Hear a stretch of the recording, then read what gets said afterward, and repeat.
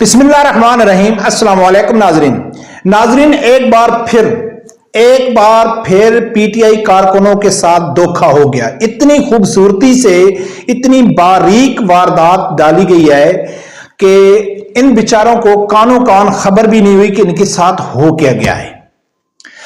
اب میں آپ لوگوں کو واضح بتا دیتا ہوں کہ پی ٹی آئی کے کارکن ڈی چوک میں پہنچ چکے ہیں۔ وہاں فوجیوں سے انہوں نے ہاتھ بھی ملایا ہے، فورس پیچھے ہٹ گئی ہے۔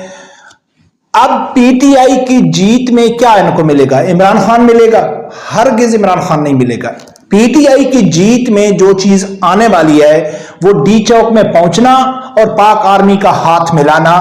یہ پی ٹی آئی کے کارکن اپنی جیت تصور کریں گے، یہ جگہ لکھ لو۔ ہاں، اگر اس کے علاوہ ایک کوئی چیز ان کو مل جائے، شاید کہ جس طرح پی ٹی آئی حکومت نے لبیک کے ساتھ جھوٹے وعدے معاہدے کیے تھے، تو شاید کوئی جھوٹا وعدہ معاہدہ کر کے ان کو ٹرکا دیے۔ اس کے علاوہ ان کی جیت میں حصہ آنے والا نہیں ہے اور کارکن بھی راضی خوشی واپس آ جائیں گے۔ اب ناظرین، ان کے ساتھ باریک واردات کیا ہوئی ہے، غور سے سننا۔ جب یہ کے پی کے سے نکلے تو ان کے قافلے کو لیڈ کر رہا تھا علی امین گنڈا پور، اور علی امین گنڈا پور کسی کو بتانے کی ضرورت ہی نہیں ہے۔ آپ پی ٹی آئی کی سوشل میڈیا میں چلے جاؤ، پی ٹی آئی کی 100% پی ٹی آئی کے جو لوگ ہیں وہ پی ٹی آئی کی کسی بھی قیادت کے اوپر بھروسہ نہیں کرتے، چاہے وہ علی امین گنڈا پور ہے، چاہے وہ شیر افضل مروت ہے، چاہے وہ گوہر علی خان ہے، چاہے کوئی بھی ہے، کسی کے اوپر بھی وہ بھروسہ نہیں کرتے۔ لیکن قافلے کو لیڈ کون کر رہا تھا؟ علی امین گنڈا پور۔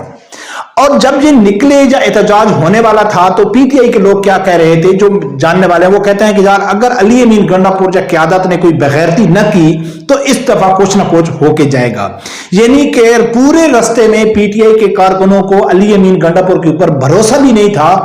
ایک ویڈیو بھی وائرل ہوئی تھی کہ جس میں علی امین گنڈا پور کہہ رہا ہے کہ میں نے باتھ روم میں جانا ہے، میں نے نماز پڑھنی ہے، لیکن کارکنوں نے کہا ہے کہ نہیں، سیدھا ڈی چوک، ہم نہیں جانے دیتے۔ یعنی کہ کارکنوں کو بھروسہ نہیں تھا کہ یہ چلا جائے گا۔ اب دیکھو کہ اسٹیبلشمنٹ علی امین گنڈا پور کو انگیج کر بھی لیتی، علی امین گنڈا پور غائب بھی ہو جاتا تو حکومت اور اسٹیبلشمنٹ کو کچھ فائدہ ملنے والا نہیں تھا کہ کارکنوں نے ادھر ہی غصہ نکالنا شروع کر دینا تھا، ادھر ہی توڑ پھوڑ شروع کر دینی تھی، ادھر ہی حالات خراب ہو جانے تھے، کیونکہ ان کو آلریڈی علی امین پر پہلے بھی غصہ ہے، پھر وہ دیکھیں کہ یار اس نے پھر دھوکہ دے دیا ہے، تو کارکنوں نے بہت زیادہ غصہ نکالنا تھا۔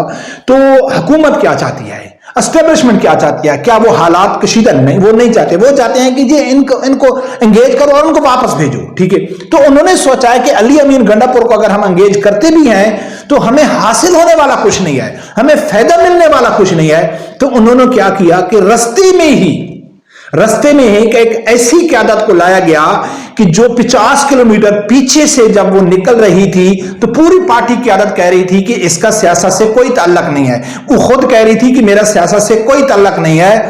5 سال پہلے اس کی آواز صرف یوتھیوں نے سنی تھی ندیم ملک کے پروگرام میں، اس کے علاوہ کسی نے اس کی آواز بھی نہیں سنی۔ ہاں، ایک دو اس کی WhatsApp audio call leak ہوئی نے، اس کے علاوہ اس کو کسی نے کیمرے پہ کوئی تقریر، کوئی ٹاک شو، کوئی پروگرام میں اس نے کیا۔ 5 سال پہلے اس کا صرف ایک انٹرویو تھا اور وہ تھا ندیم ملک کے پاس۔ وہ ایسی ایک خاتون گھریلو عورت 50 کلومیٹر کے اندر ایک ہر دل عزیز لیڈر بن کے ابھری اور اس نے کنٹرول سنبھال لیا، اور اتنی گرم جوشی سے اس نے تقریر کیا ہے کہ خبردار ہم بھی واپس پیچھے نہیں جائیں گے، ہم عمران خان کو لے کے جائیں گے، پٹھان غیرت مند قوم ہے، وہ ہم کو نہیں چھوڑیں گے، میں اکیلی بھی رہ جاؤں گی۔ تو مجھے یعنی اتنی زبردست اس نے تقریر کی کہ جو پورے پی ٹی آئی کا قافلہ تھا، پوری پی ٹی آئی کی جو سوشل میڈیا تھی، انہوں نے پورا بھروسہ کر لیا کس کے اوپر؟ بشرا بی بی کے اوپر۔ اور آپ بشرا بی بی کی جتنے بھی کنٹینر کے اوپر اس کی تقریر ہے اٹھا کے لو تو یہ ایک لفظ، ایک قدم بھی پیچھے نہیں ہٹی، اس کا ایک ہی مطالبہ ہو رہا ہے کہ میں عمران خان کو رہائی کے بغیر واپس نہیں جاؤں گی۔ عمران خان خود آ کے مذاکرات کرے گا، ہم مذاکرات نہیں کریں گے۔ عمران خان کی رہائی رہائی رہائی رہائی، پورے کارکنوں کو اس نے اپنے پیچھے لگا لیا۔ اب پشاور سے لے کے اسلام آباد تک نکالنے والا علی امین گنڈا پور، اور وہاں پہنچانے والی کون بن گئی؟ بشرا بی بی۔ اس ٹائم پی ٹی آئی کی ہر شخص کی جو نظریں ہیں وہ بشرا بی بی کے اوپر جمی ہوئی ہیں۔ اب کارکنوں نے بشرا بی بی کو لیڈر بنا لیا. اب بشرا بی بی کیا کرے گی؟ اگر ڈی چوک سے پہلے بشرا بی بی نے کوئی ڈیل نہیں کرنی تھی، بالکل نہیں، کیوں کہ کارکنوں نے پھر وہی غصہ کرنا تھا، تو انہوں نے کیا کیا کہ ڈی چوک تک پہنچنے دیا، اور جو ڈی چوک میں ہزاروں کی تعداد میں فورس تھی اس کو حکومت نے پیچھے کر دیا.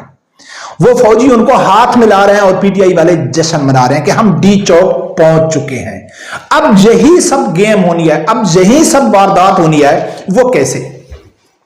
اگر بشرا بی بی کہتی ہے کہ میں عمران خان کی رہائی کے بغیر نہیں جاؤں گی، عمران خان خود آ کے مذاکرات کرے گا، تو جو 5 بار بیرسٹر گوہر علی خان اور بیرسٹر سیف جو عمران خان سے جا رہے ہیں تو وہ اپنی مرضی سے جا رہے ہیں، وہ کس کے بہاف پہ جا رہے ہیں؟ کیا بشرا بی بی ان کو اجازت نہیں دیا، یا کیا بشرا بی بی کی مرضی کے بغیر جا رہے ہیں؟ اب جانے والے کون ہیں؟ پی ٹی آئی کے لوگ عمران خان کے پاس جا رہے ہیں، کیونکہ اگر یہ حکومتی کمیٹی کے لوگ جاتے تو مانتا کہ یار وہ جاتے ہیں، عمران خان نہیں مان رہا ہے.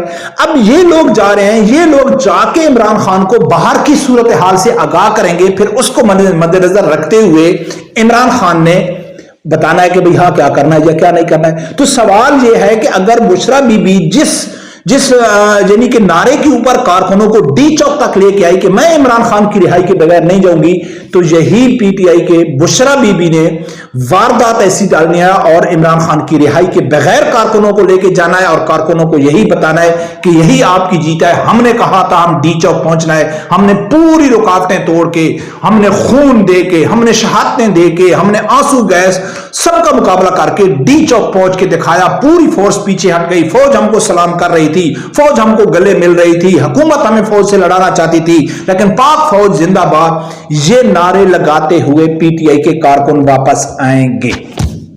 لاسٹ ویڈیو میں میں نے کہا ہے کہ میں تجزیہ کر رہا ہوں، لیکن فیکٹ کی بنیاد کے اوپر مجھے نظر نہیں آ رہا ہے کہ عمران خان رہا ہوگا. ہاں، اس لیے میں گنجائش چھوڑتا ہوں کہ بڑے غلط فیصلوں سے ہی قوموں کو نقصان اٹھانا پڑتا ہے، غلط فیصلوں سے ہی حکومتوں کو نقصان اٹھانا پڑتا ہے، غلط فیصلوں سے ہی سیاسی لیڈروں کو نقصان اٹھانا پڑتا ہے. جو غلط فیصلے تو انسانوں سے ہوتے ہیں. ہاں، اگر یہاں حکومت پریشر میں آ کے یا کسی وجہ سے عمران خان کو رہا بھی کر دیتی ہے تو پھر آپ یہ لکھ لو کہ نون لیگ ہمیشہ کے لیے ختم، اسٹیبلشمنٹ ہمیشہ کے لیے ختم.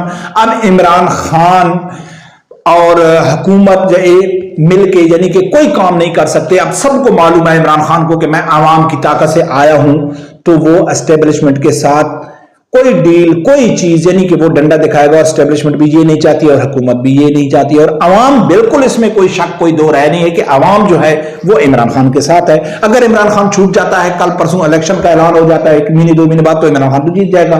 کہاں گئی نون لیگ، کہاں گئی اسٹیبلشمنٹ؟ پھر عمران خان کی حکومت آ جائے گی.